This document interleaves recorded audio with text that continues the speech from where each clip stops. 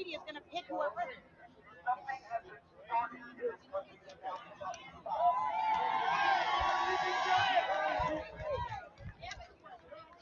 Never for a moment think that we can't do this ever without Donald Trump. The hero lies in every single heart that I see in front of me today. The fire of the MAGA movement burns inside the heart of every single person here today. They'll never put that fire out. They will never get those who walked away from the left to walk back over to the left. It's over. So no matter what way they try to, whatever twists and turns this takes, take heart. Know that fire burns inside of all of us. And it's never going away. And they can never undo what has been done over the last 4 years. The silent majority has found its voice. We have found our power. We are not going to back down. We are not going to allow them to steamroll over us. We will win and we will prevail no matter what happens. Fight! Fight! Fight! I love you! Fight! Fight! Fight! Fight! Fight! Fight! Fight! Fight! Fight! Fight! Fight! Fight! Fight! Fight! I love each and every one of you. Thank you so much. I'll be around throughout the day. I'm not going anywhere. Hell yeah!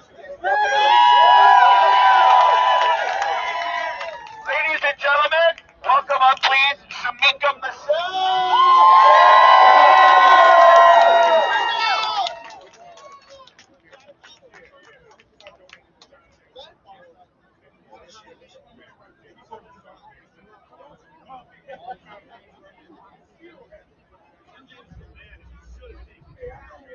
Democrats are the party of discrimination and racism. Democrats are trying to steal our election. We will not let the Democrats destroy our country. USA! USA! USA! USA! USA! USA! USA! USA! USA! The Bible says that hell hath no fury. Like a woman's soul. Now imagine that woman is black. Imagine that woman has seen what the Democrats have done to her community. Imagine that woman knows the devastation that Democrats have caused to the black community and to black families all over America. Democrats are definitely evil. Imagine that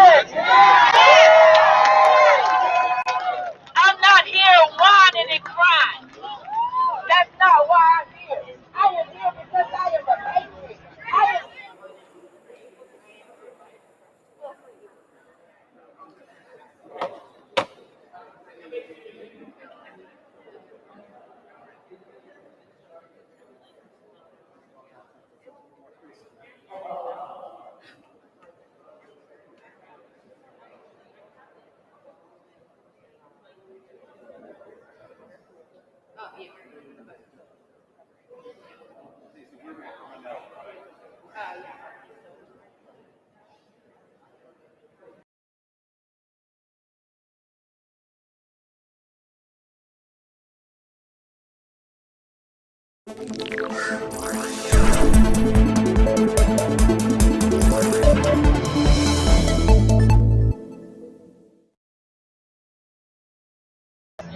not going to whine. We're not going to cry. We are going to fight.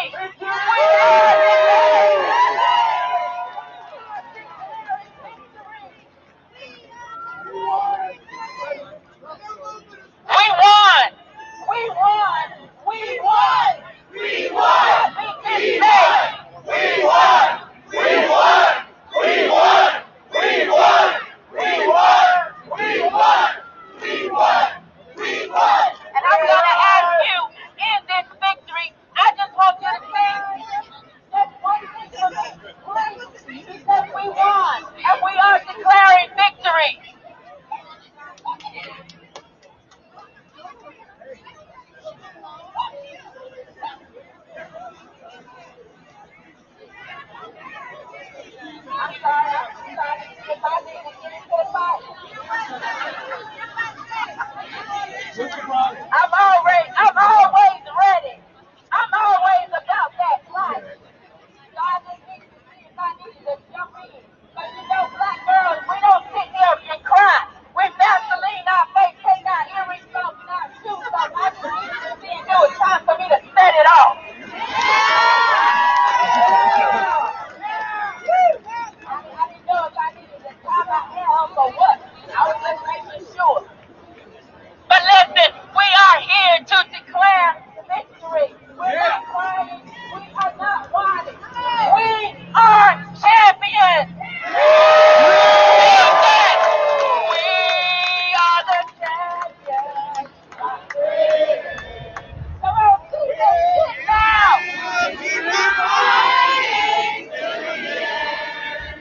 Oh, who are we? We are the champions. Who are we? We are the champions. Come on,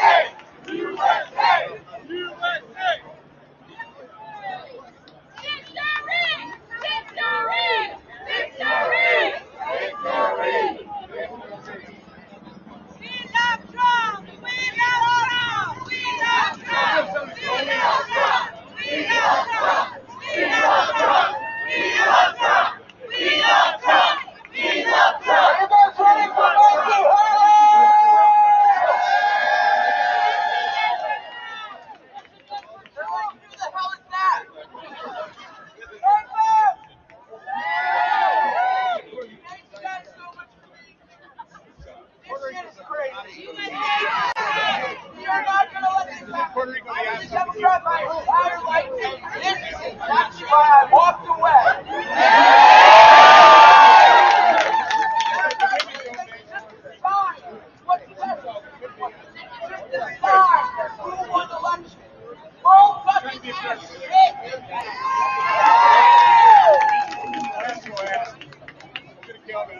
I have nothing but questions, and we aren't ready for the answers to those questions.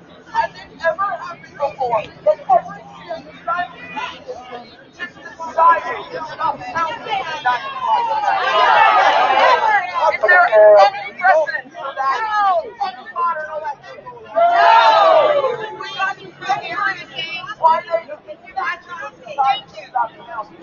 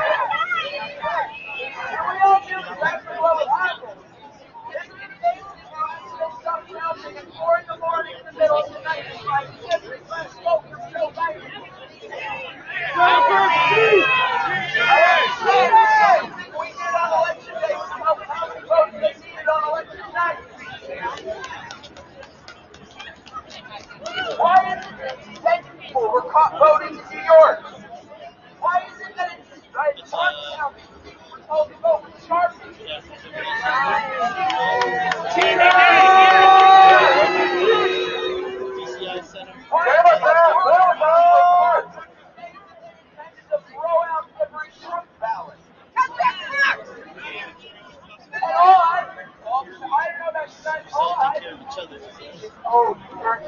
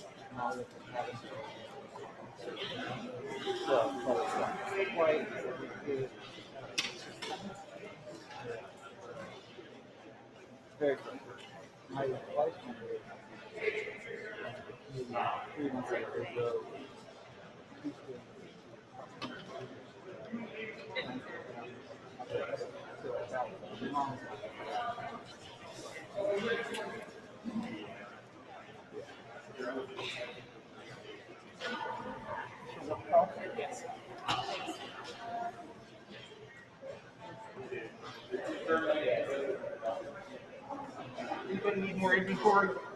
That bit. The other thing that is nice, Nobody. this flight was fairly heavy.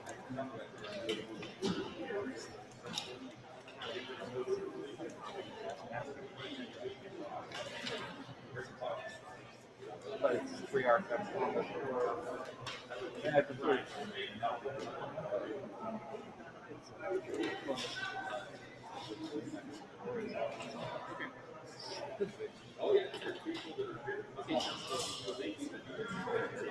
Your point at your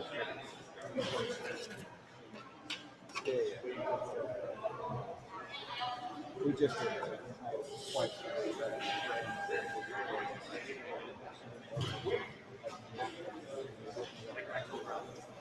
She's like 95. JT's mom has now sent me videos.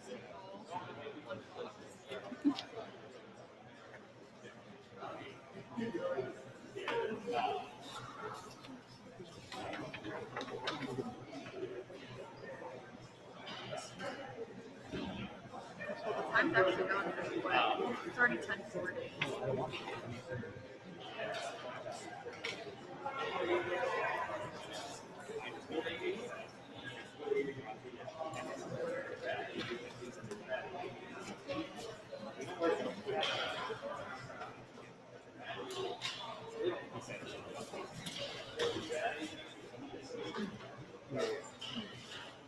All right.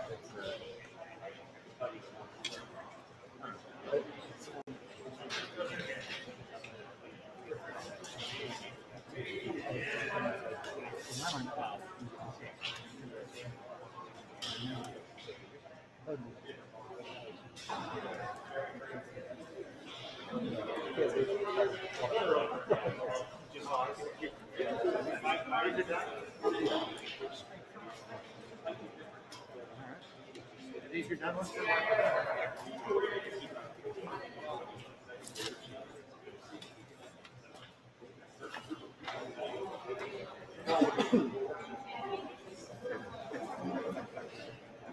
These are you done? Yep.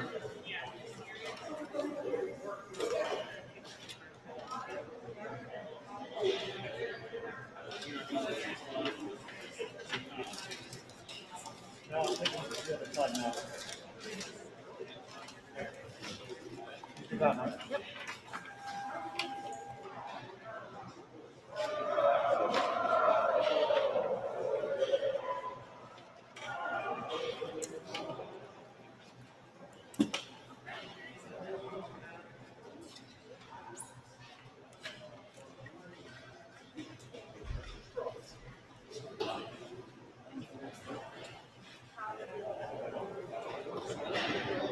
Hey, Peter.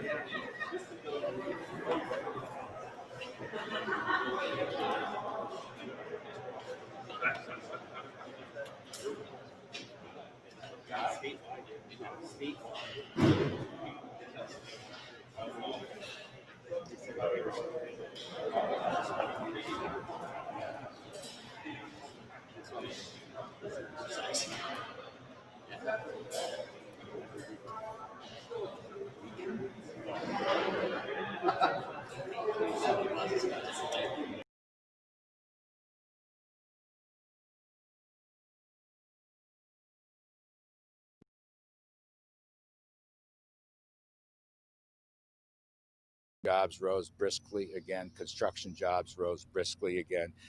That's all to the good. There's a tremendous amount of monetary stimulus in the system that I think is providing additional strength for the economy. And I think that's what markets are looking at. Earnings, profits continue to be revised up, up, and up. So I think that's driving the market. And you got a zero interest rate and easy money from the Fed. Sir, Yes. are you confident the president will concede if he loses? I just, look, those are questions for the president, not for me. Yeah. Were you comfortable then with the remarks that he gave last night? Am I comfortable with them? Look, yes. I mean, I'm here. All right, day at a time. I'm here. I'm working on what my lane is. That's the key point. The other matters are out of my lane. It's up to the president and the campaign and so forth. These Sorry, incredible sir, do allegations. you also believe that the president did win, as he said yesterday? I don't have any comments on that. It's a close race. And Larry, do you believe in these allegations of voter fraud that are being alleged? You know, I've not participated in any of that. I don't, you know, it's just not, it's not my lane. Would you like to see that kind of evidence yourself? I'm just going to leave it where I left it. I appreciate the questions. I respect you, but I don't have a response to that. I'm so happy that people are going back to work and that the V-shaped recovery, which I and a few others touted many, many months ago and got hammered, is coming. We're recovering. America is going back to work. I just think that is a very important message. It's not even a partisan message as far as I'm concerned. I'm being told that President Trump is reaching out to his base for them to come to DC later and protest if need be. Is that true? I have no comments on Larry, that. the idea, Peter, you're going to be the last. if this trajectory continues, where you have a Democratic president and a Republican House and Senate, has the potential to be a lot of gridlock in this town, also has the potential to be everybody working together. What is your best hope comes out of that? And should it require Joe Biden to sort of shift his economic policies in a different direction? Well, to that very last point, yes. I mean, I think that was the message. GOP won't retake the House, but we'll be close, actually, the way this turns out. There was no blue wave. And the, you know, kind of far left socialist type government planning, high tax and re-regulate healthcare and energy, all that stuff was rejected, plainly rejected. And so that is going to change, I believe, congressional attitudes. And it may be a little easier to hammer out good pro-growth policies. That's a possibility. I don't want to predict it. We'll see what the final results, the scorecard looks like. But I know that the far left stuff was defeated very badly. Even in looking at the states, GOP carried a lot of legislatures, didn't lose any. They carried a lot of new ones. Illinois rejected a graduated progressive income tax. They're going to stay with a flat tax. This is no time to raise taxes. It's a message that I've had all during this election in policy terms. So yes, I think there's some very big changes. I thank you all. Yeah, all best.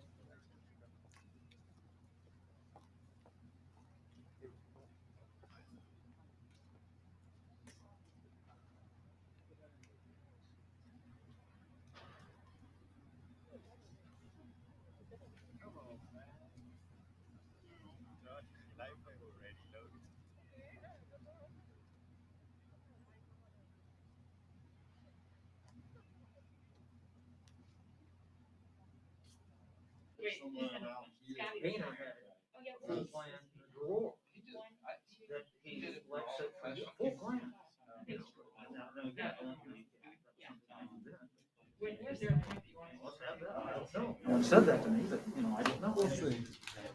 But I have. But no, I appreciate I even thought about like sitting over there, but Yeah, no, that's why I asked them that.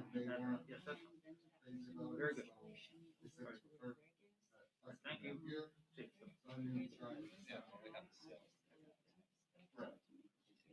Appreciate it. That way I would have been in front of people now.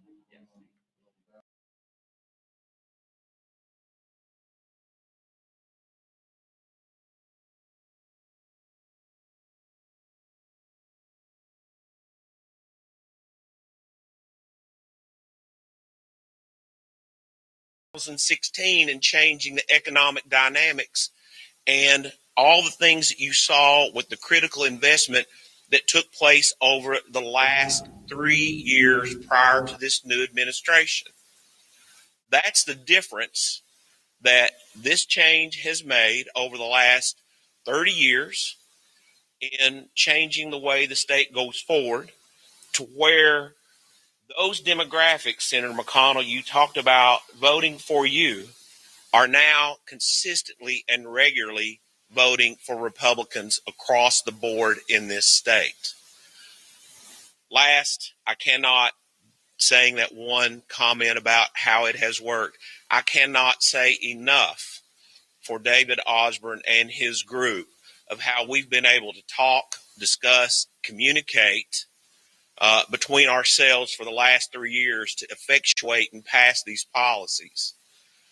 We truly hope that that type of communication we're having will extend over into the executive branch, and he will come to the table to have further discussions with us, or at least start discussing with us what we can do to continue to move this state forward. Because it is clear to me, I think it's clear to everybody up here, that you just look at the map, you look at the returns, you look at the numbers, the state wants to go in a direction that we want to move it in. Senator? Thanks. We're happy to throw it open. Leader McConnell, I know that you say you don't want to talk about it. Well, I have talked about it. I sent out a tweet this morning that covers my thoughts about the national situation, if that's what you were about to ask. Yeah, but you did respond to what the president said last night that some of the Republican Republicans called the survey. His language saying that the Democrats are trying to steal this election. What do you think about what the president had to say? Yeah, I think what I said in the tweet this morning. Senator, what will you do if the president does not accept the results of the election? I'm not going to answer any hypotheticals about where we go from here. I think this is ultimately going to be decided exactly what I said in my tweet. You're going to have contests. You're going to have court decisions. That's how we settle these kinds of disputes in this country. Have you seen any evidence of voter fraud that the president is talking about? Look, I've already covered the subject. I told you I sent out a tweet this morning which covers my view of where we are. Well, Senator, the president's made allegations of widespread voter fraud. Have you seen any evidence of this that supports his claim? I told you I have sent out what I want to say today about this situation in the tweet that you all have. Why do you feel that?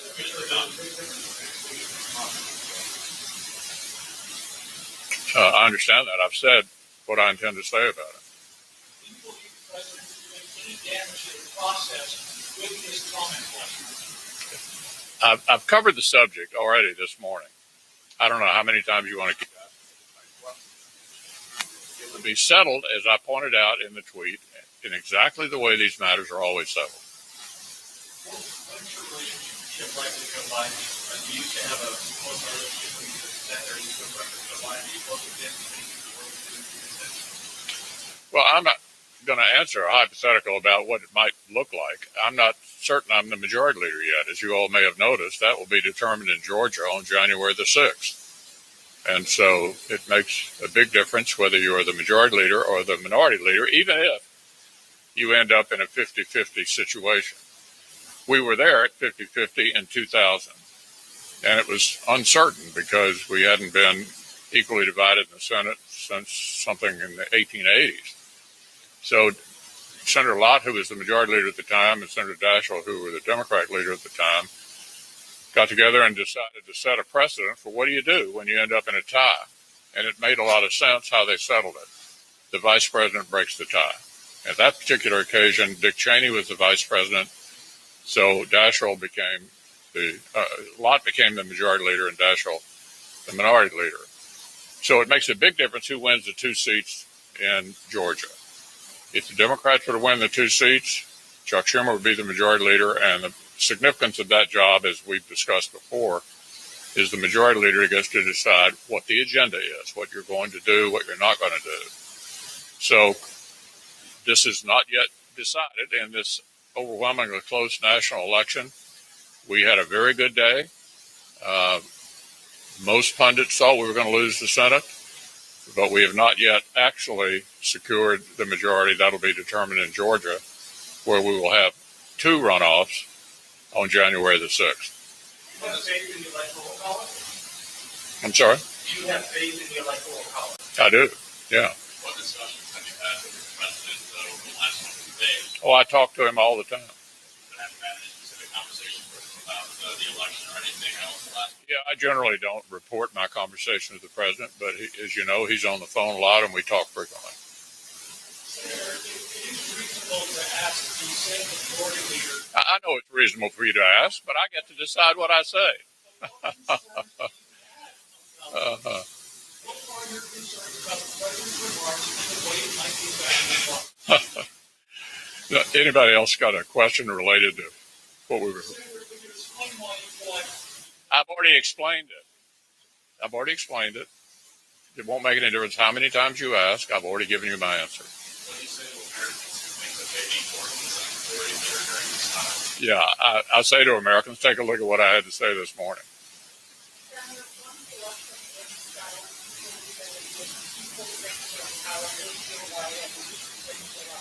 Of course, we've had a peaceful transfer of power going back to 1792 every 4 years. You've moved on to a new administration. In 1792, it was the second Washington administration. Anyone else have any questions?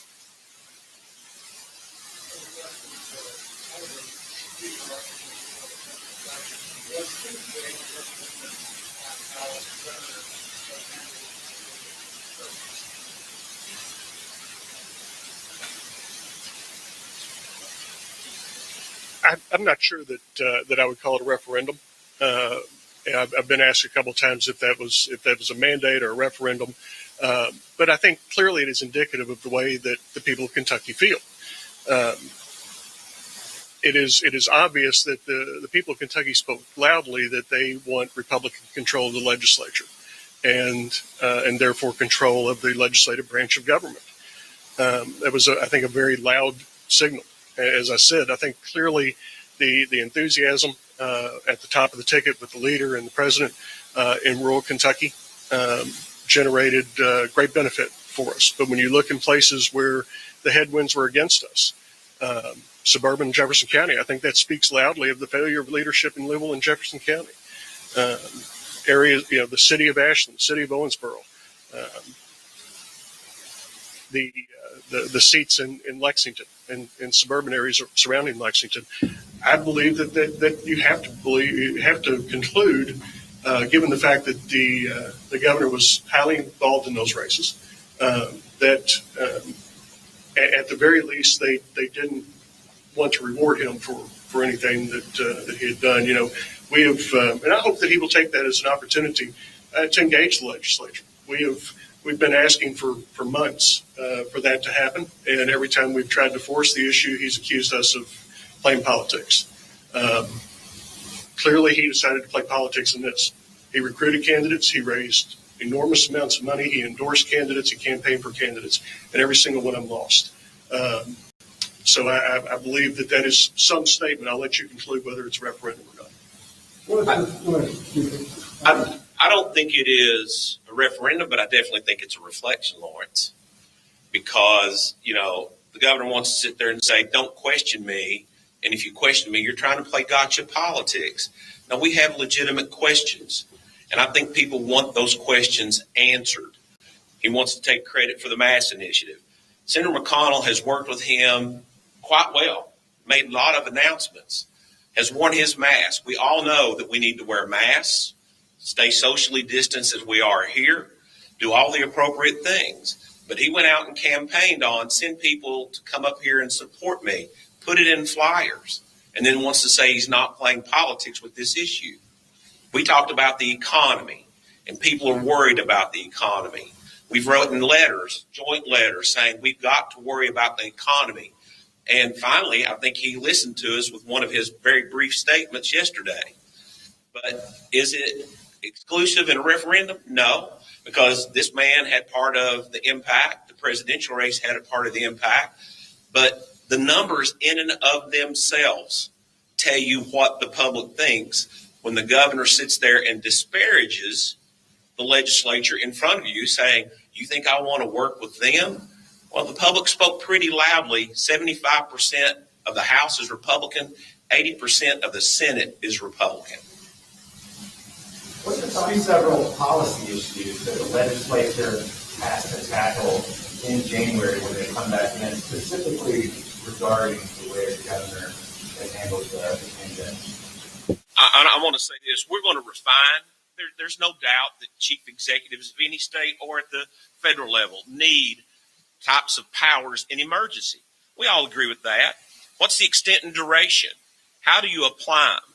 Think about this. In one of the lawsuits that was filed, you had an ag tourism group in Scott County that was only allowed to have 10 people per acre. That was the governor's guidance, and went out there and shut them down. So they filed a lawsuit knowing that Kentucky Kingdom on 14 acres is allowed 16,000 people. Equal application. Senator McConnell, again, I'm referencing him, had a great speech talking about this is a time when you really need to follow the Constitution. There has not been even application of anything he's done. You can have a protest. We agree with protest. But then he sends state troopers out to churches to cite people, threatens them with fines, has his chief person, Dr. Stack, who releases a piece of information calling pastors ignorant. Is this really the tone that he should be setting? Let me just make one observation. I'm not, don't serve in Frankfurt, but given the fact that the coronavirus is still here, very much here, and the question people often ask of governors, not just ours, but all across the country, what is the best place to be from a public health point of view? Well, I think it's noteworthy that one thing that Donald Trump and Anthony Fauci agree on is that we can't shut the economy down again. So the message to us is, how do we work safely through this period until we get a vaccine? And Robert has touched on it. We have to act responsibly. And in the Senate, we've been doing that since the 1st of May by wearing a mask and practice social distancing and trying to prevent the spread. That's all we can do until we get a vaccine, because the economic calamity was dramatic, absolutely dramatic. It also had public health implications. Suicides up, overdoses up, spouse abuse up, child abuse up, lots of bad problems as a result of being cooped up. So I do hope all the governors will think twice before they move in the direction of doing what we did back in the spring, which everybody thought was a responsible thing to do at the time, but we now understand that was not risk-free either. And we need to work our way through this until we get one or more vaccines, hopefully in the very near future. Do you feel like the system in Kentucky put in place this year is both fair?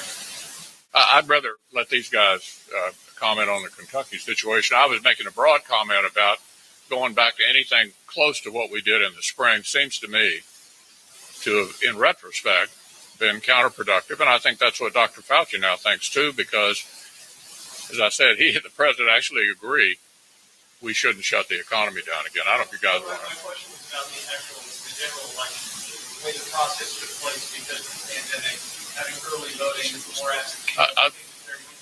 It seems to me the election turned out just fine. I mean, I don't have any complaint about how it was set up.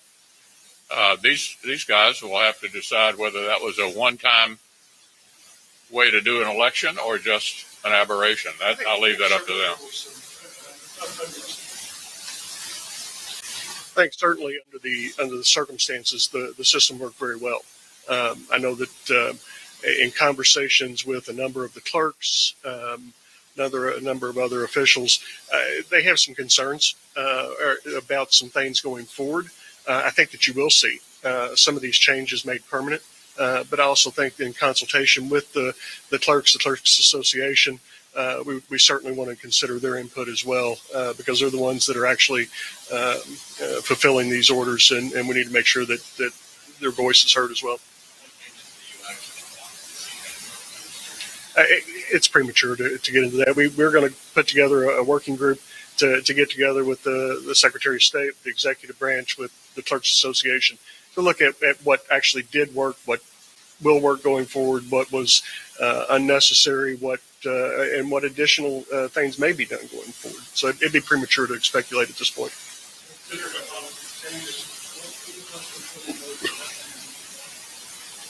I think some degree of early voting is certainly something that we will consider, yes.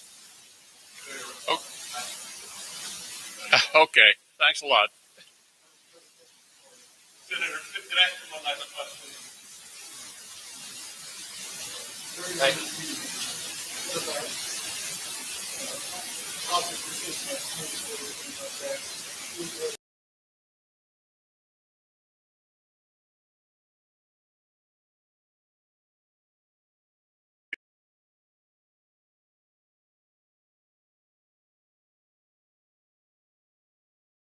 That will certainly have an opinion about those matters and about our overall policy agenda. Clearly, the budget will be our primary policy initiative. The budget will be the most important thing that we will do during the session. So anything beyond that, we'll have to have input from the remainder of the caucus, especially the new members.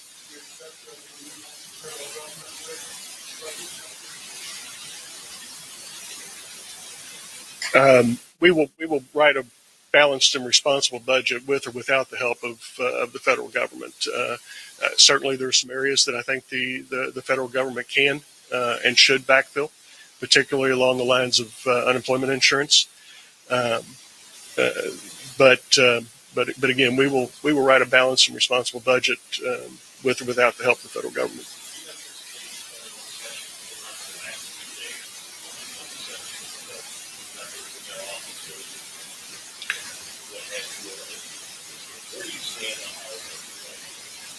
We will certainly have new protocols. Our IT staff has been working on remote voting from members' offices without having to phone them in. They can actually vote from their desk. We are also consulting with some scientists and public health officials about creating the best protocols possible to make sure that we can conduct our business, which we have to do, but also do so in the safest possible manner.